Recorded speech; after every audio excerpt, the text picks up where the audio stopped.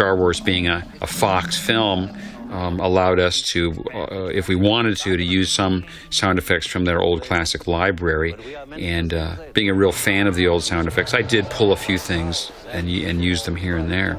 But most of the effort was put into customizing original sounds for the movie.